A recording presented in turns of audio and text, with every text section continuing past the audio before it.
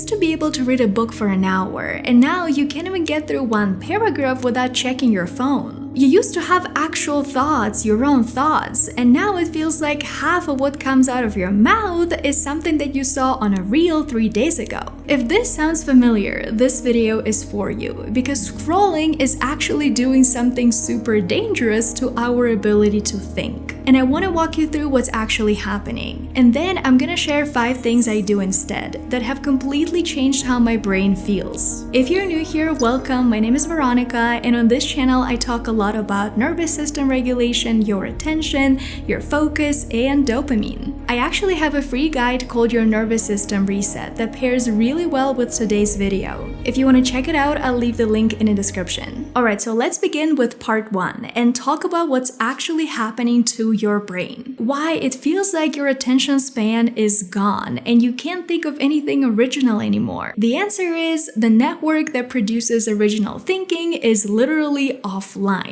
There's a part of your brain called the default mode network, and this is the part that comes online when you're not doing anything. When you're staring out a window, when you're enjoying your morning coffee without being on your phone, when you're walking somewhere and just looking around, taking in all the nature. I know it sounds like the boring part of the brain, but it's actually really important because that's where original thinking happens. And the catch is this network only turns on when you're unstimulated, when you're not using social media, when you're not using your phone. The second you try to fill every single gap with input, it just shuts off. So if you fill every single quiet moment of your day with scrolling, this network never gets to come online. And this network is often offline for so many of us because our dopamine has been recalibrated. There's this amazing book called Dopamine Nation by Dr. Anna Lembke, and I highly recommend this book to all of you guys. In the book, Dr. Anna Lembke describes how modern life messes with our reward system,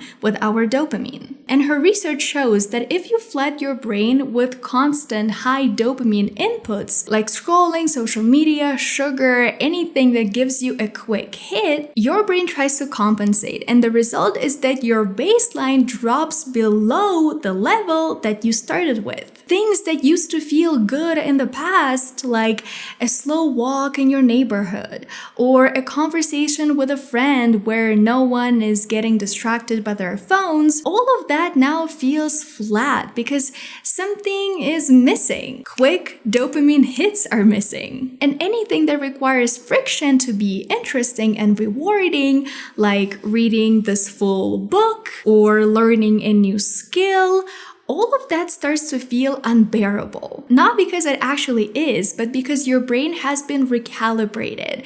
And those small, simple things just don't give you the same hit. They're not as interesting anymore.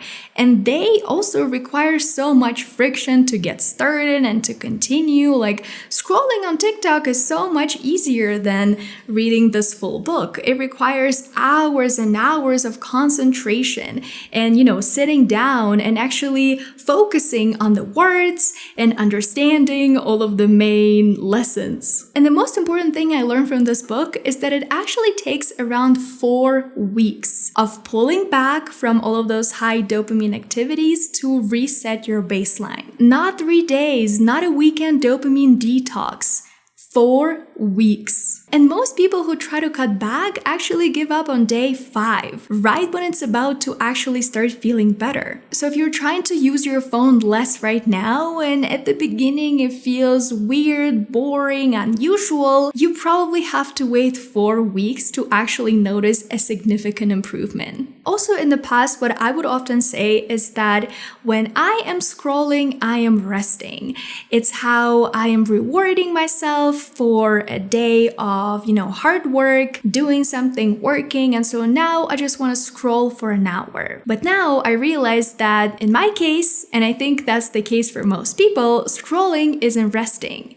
It's actually keeping you in freeze. You open the app, you zone out for an hour, and you tell yourself that you're decompressing decompressing. But somehow you get up feeling worse than when you started. You feel heavier, you feel numb, you feel so much more tired than in the very beginning. And I want to show you guys this framework in neuroscience called the polyvagal theory. It was developed by Dr. Stephen Porges, and it basically says that your nervous system has 3 states. 1, 2, 3. There is safety right here when you're feeling calm, alert, present. There is fight or flight when you're feeling anxious, activated, and tense. And there is freeze when your body feels so overwhelmed then it just shuts down. You go numb, you check out, and time disappears. And that's exactly how I feel when I scroll on social media for hours and hours. Rest, good quality rest that actually makes you feel restful,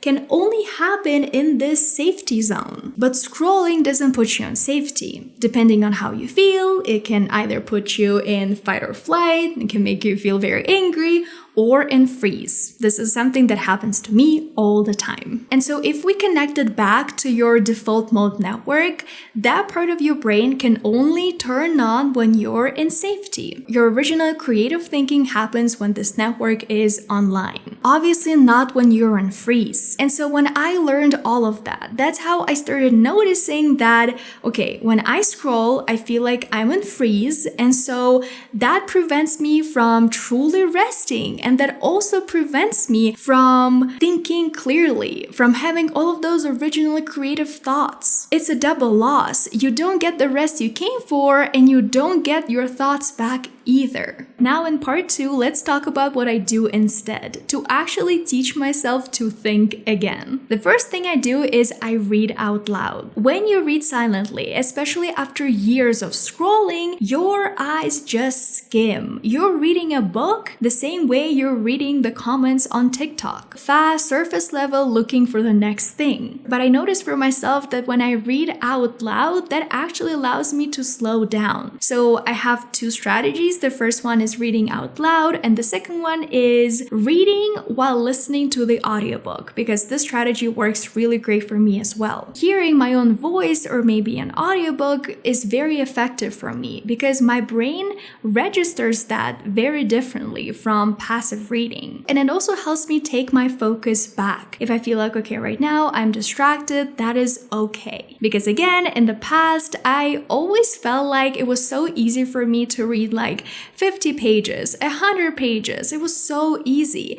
But now, sometimes I feel like my attention and my focus are really struggling, and I need something to actually help me come back to the present moment. So I either start reading out loud or I just listen to an audiobook while reading at the same time. The second thing I do is I keep something in my hands. So it can be something super simple. Like I think I told you guys in one of my previous videos that I always have a notebook on my desk. It's always open, just like this, so that if I have an idea, I want to doodle something, I can always use my notebook instead of picking up my phone. Because the thing is, for many of us, the action of picking up our phones is already a habit. You know, just like holding your phone, picking it up every 3 minutes, it's a habit. And so instead of just, okay, now I'm not gonna do anything, I'm not gonna hold anything in my hands,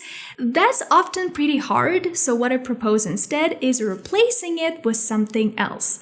So on my desk, I have my notebook. I also have my lip balms that I really like to play with because they have these cute little attachments that allow me to hook them onto my bag.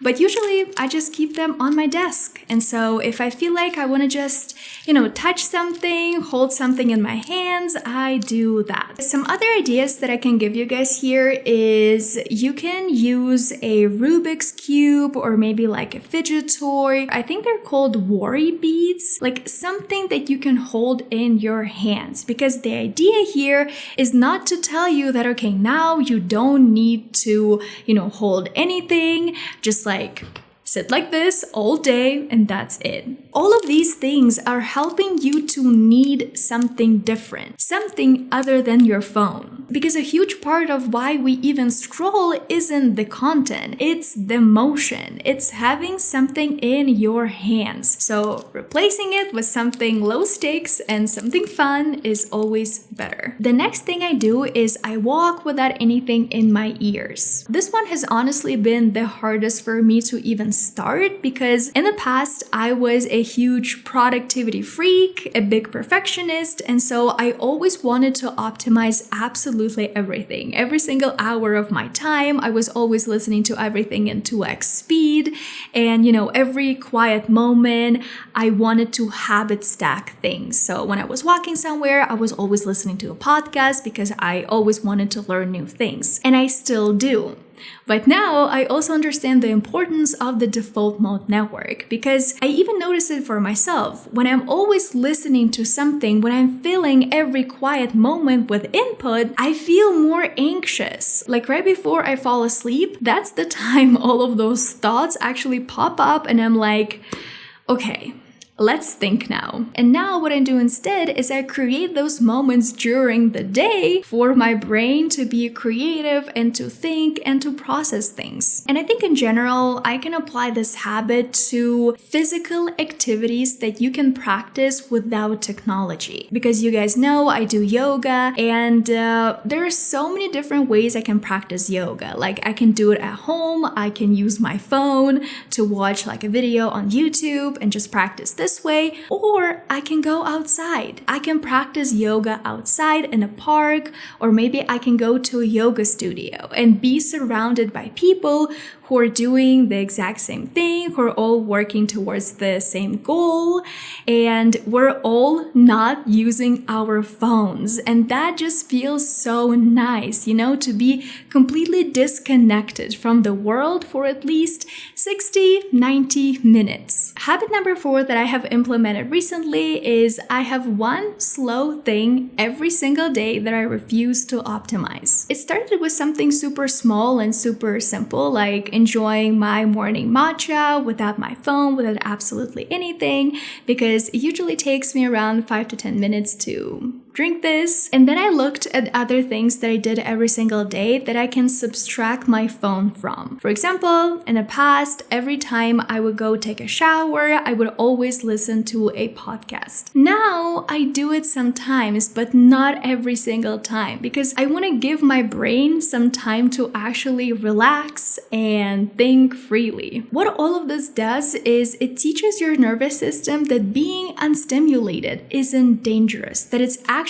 very safe. It might feel very new and very weird, and usually, in those quiet moments, we start to ruminate on things, we get a lot of thoughts because we never have those moments of quiet.